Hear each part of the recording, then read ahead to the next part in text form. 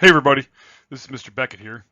I'm in my literacy bat cave and I'm ready to show you everything you need to know about this year's 2016 OSSLT, the final frontier. All about the OSSLT. Well, the first thing you need to know is that the OSSLT this year is on March 31st. That's a Thursday, same day as the Oscars and semi-formal. So that day you need to clear your schedule, mark it down in your calendar. Don't get your teeth cleaned that day. Go to the dentist on another day. This is a day where you write the OSSLT in the morning, go to class in the afternoon, and enjoy the semi-formal dance in the evening. It's a big day, so plan on having that day booked off and do not go to a doctor's appointment on that day. You need the OSSLT to graduate, so it's very important that you show up on that day. The second thing you might ask is, what exactly does the test look like? Well, there are two sections with 2 booklets each, meaning for 4 booklets. The first section has a booklet for questions, a booklet for answers, and the second section has a booklet for questions and a booklet for answers as well. Now you're going to ask me, how long does it take to write it? Typically takes most of the morning. Most people have 2 times 75-minute periods. So 2 75-minute periods. Each 75-minute period, you write 1 section of the OSSLT. Some folks, with a break in between, obviously, with a break in between. Some folks will have a little bit of extra time based on IEP. The final thing is when do you find out whether or not you passed?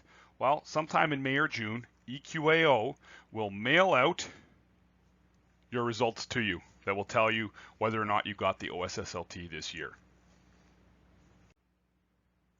Just to give you an idea of what the test looks like, there's the question book and the answer book for section 1 from a sample that looked exactly like this last year.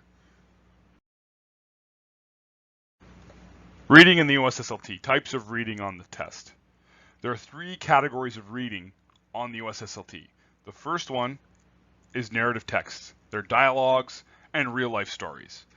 The second one is graphic texts, which is maps, charts, diagrams, and pictures. And the last one would be information texts, which includes information paragraphs and news reports. Whoop!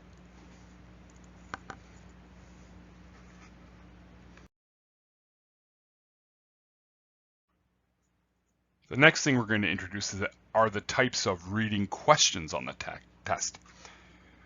And then the next few weeks, teachers are going to go over those questions and give you the kind of tips and tricks to do really well on them.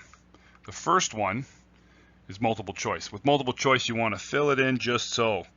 You definitely don't want to have like Cookie Monster eyes or check marks or X's. Those are not what you want, so cross those out. You don't want those. What you really want to have is a nicely filled in bubble circle. The other type of question that you have from reading are open response questions, and basically they are 1 or 2 open response questions that are coming after you read the information paragraph, and basically you have 6 lines to complete your response based upon the reading that you've done. The reading skills you need to have for the OSSLT are reading directly stated information, indirectly stated information, and also making connections. Let's go over that real quick. Understanding what is directly stated seems pretty clear. The sun is hot today. Therefore, we can assume that the sun is hot today. The next is understanding what is stated indirectly. The sweat was pouring down the boy's face. From this, you could conclude that it was hot. Lastly, when making connections and understanding the connections between the story and your own experience and thoughts, the question would be, what would you pack if you were going to the place described in this story? A good answer would include hot weather clothing, showing that you understand that it's hot and that you can connect it to your own experience. The types of writing on the OSSLT include news reports, opinion paragraphs, short answer, and once again, multiple choice. There's an example of the news report. You see there's a headline and a picture, and the student has to write a news story to go with both. The opinion piece is a long opinion. In this case, it was on the benefits of a 2-month summer break. So the question was, do students benefit from the 2-month summer break? And the person had to write about that.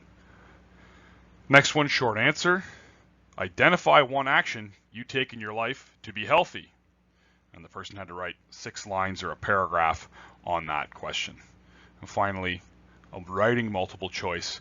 There's a paragraph that the student has to read and then identify which sentence is the best concluding sentence for that paragraph.